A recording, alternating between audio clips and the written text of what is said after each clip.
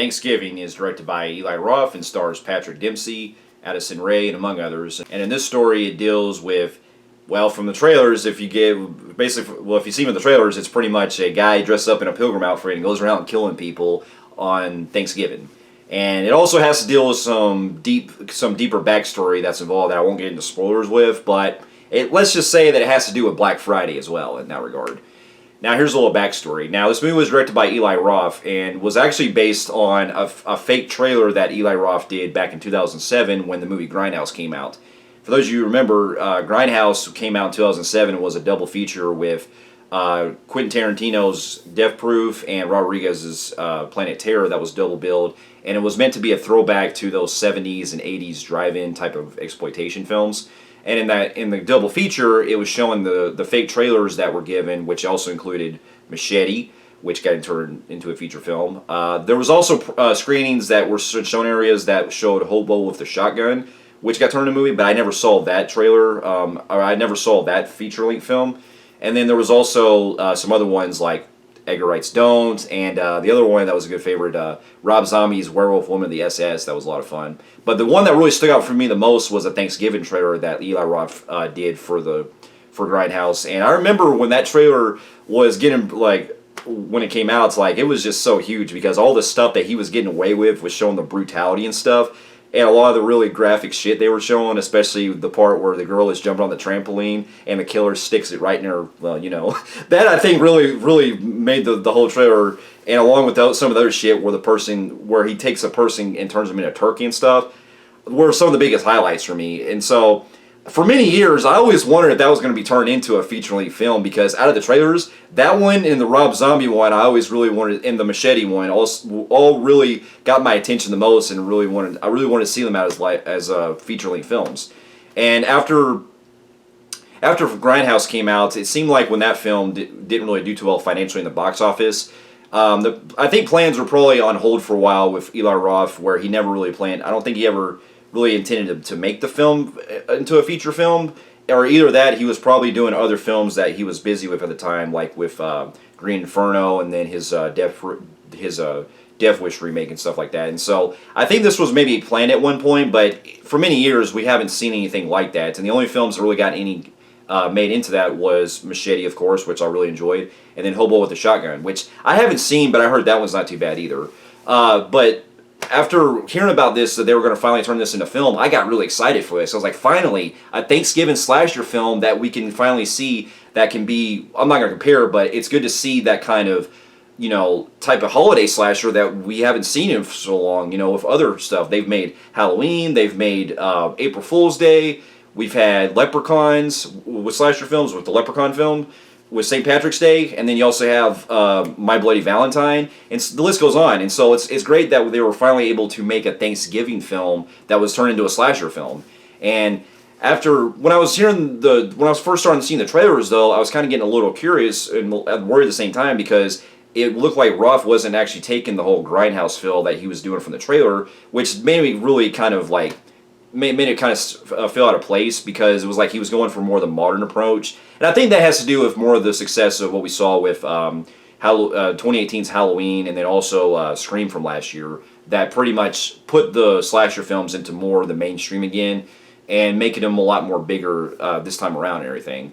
And so after finally getting a chance to see the movie, especially with Thanksgiving coming up in a couple days, I gotta say that this was actually one of the biggest surprises for me, and I had a blast with this. This is definitely probably going to be a slasher film that I can watch every year for Thanksgiving. And there's some other great Thanksgiving movies I'll watch, you know, too, with like Planes, Trains, and Automobiles, things like that. But finally, we have a slasher film that is actually set on Thanksgiving. And to get my pros out of the way, I gotta really, you know, enjoy a lot of the kills that the killer is going through in this, especially in the creative ways that he's killing all of his victims and stuff. And I'm not going to go into spoilers, but when they go into some stuff that was actually taken from the trailer, to its credit, of what they were able to really get away with, I really got to commend them for that, because not only was that really great to see that on screen in the theater, but also some of the other kills that the killer does not only goes in the most gruesome ways, like, you know, skin peeling off and all kinds of stuff. But if you know Eli Roth with a lot of his other films that he's done, like Cabin Fever and Hostel and all that, he's no stranger when it comes to gore. And while a lot of his films can be hit and miss, this is definitely one of his biggest movies that I can say really succeeded on that level, with really, you know, showcasing a lot of what he can do with the slasher film. And so going into also my pros, I say that the casts are good. The biggest standouts for me the most is definitely Patrick Dempsey as the sheriff, and the main girl, that's Allison, or what's her name? The main girl, Addison Rae, were a really good standout. The characters in this are your typical archetypes where you have, you know, your jocks, nerds, things like that. And it almost seemed like Roth was going more of a throwback to the 90s this time, because if you remember from the Grindhouse trailer, it seemed like for that one he was doing more of a throwback to the 80s and stuff. And so with him doing on this approach, it works. But I do have a con with that really holds it back on certain aspects that I find myself a little annoyed. And that's coming from a lot of films I've seen that Eli Roth does, that while he didn't write the film, you can still tell that there's certain aspects to him that he would give like dialogue to a lot of characters that are meant to be that kind of unlikable presence, so to speak. And so that's no surprise here. But as the movie went along, I didn't really mind the characters so much, because I was still having a blast with overcoming that with a lot of the other stuff happening. And the other one that really stuck out for me the most, one of my other favorite characters, was the guy McCarty. I forgot this guy's name. He's basically this kind of weird, kind of like a gunslinging type of guy that's wanting to, you know, celebrate the holiday by having these parties and stuff, and he's wanting to give alcohol to kids and things like that. And he's also an arms dealer, and I think he had definitely one of the biggest laugh out loud moments for me at this party scene that happens. And he was just a really fun character.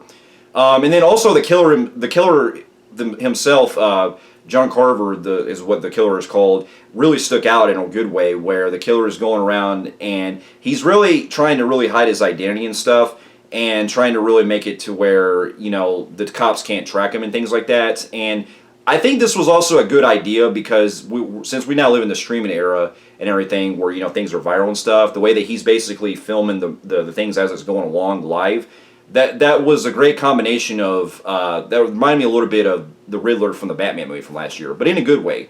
And there's also something that really happens toward the end that I thought was really, when it gets to the third act, it gets pretty crazy the way it happens. Although I'll get into some of my cons with that, as it holds it back on certain areas. But there's more I can go into detail, but there's a really whole lot of fun stuff where, you know, everything is what you expect from this type of slasher film. And then one of the other biggest things too is especially the way that Roth was able to capture some of the chase scenes were a lot of fun too. There's a part that takes place in a school. Can't go into spoilers, but let's just say it has to do with mannequins and stuff. The way that it was able to build a lot of suspense, though, I thought was really well timed. It really had me on the edge. And while the movie doesn't take itself too seriously, I like the way that Roth was able to really capture those scenes where it has the killer just looking for the victims and stuff like that. And so that was really great. And then it also has a surprising motive that I can't go into spoilers, but while it does have some predictability, I still really do got to give credit to the killer's motive in this, because there's actually some really interesting things that the motive behind it I can really buy, and it had a certain thing that I can't spoil, but it gets to some pretty dark shit that I can't reveal, but I can actually really give credit for them going that approach, because that was really that's a really dark subject matter I can't discuss. So that it goes that route. But now, if I have to get into some of my cons, I will have to say that I think what kind of holds the movie back a little bit in certain aspects is the characters in this are nothing special. They're your typical type of, you know, friends that hang out and stuff like that. None of them really have like anything that really stands out. And for about the beginning especially, it made it really annoying for a lot of the characters, because it seemed like, you know, we're getting that kind of trend now where you see a lot of unlikable characters that are meant to be killed off by the killer and stuff. And that was giving me vibes like I had with Texas Chainsaw Massacre last year, with a lot of characters that really I didn't give a fuck about. I just wanted to see die. But as the movie was going along, and as I was still trying to really grasp what was happening, and the whole kind of guessing who the killer is to an extent, even though I kind of knew where it was going, there was still some, you know, merit to with the performances of the actors themselves, because they still at least, you know, did well given the material that they had to work with, playing these really unlikable people at times. And also, there is some really cool stuff, I will give it credit, with some of the characters that at least get redemption at the end of it, that I think really turned it around for me. So some of the characters did have to grow on me as it went along.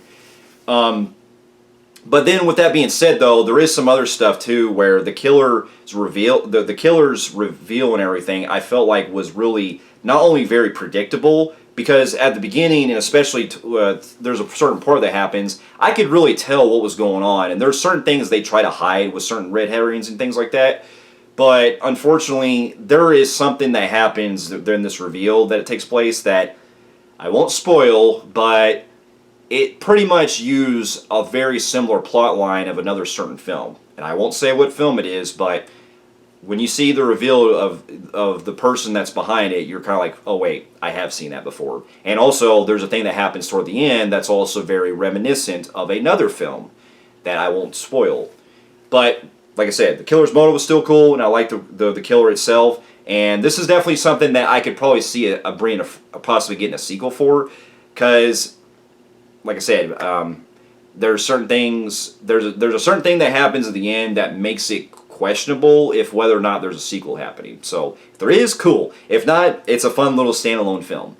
But with that being said, with some of the other things too, I did also find some questionable CGI at times. It looked pretty bad in certain areas, and there's also some stuff that happens in the third act that I did find myself questioning at times, where a character is like in one location, and then all of a sudden the killer catches up to that character, and it was almost like the killer was doing Friday 13th Part 8 where Jason can teleport and shit. And I think that was a little too convenient.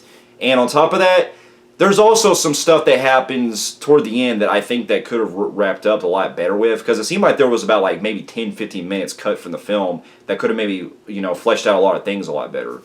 But with that being said, though, I still had a blast with this, and this is definitely going to be, it's not going to be as one of the greatest slasher films or anything, and it's not even a great film, but it's still a really fun movie, and that I can still see on myself, having a tradition of watching around Thanksgiving. And so with that, I'm going to give the film a compelling grade on the Film Freaks meter. So for those of you who have also seen Thanksgiving, let me know in the comments below what you thought about it, and thank you so much for watching, and I'll see you in my next review. I'll see you later.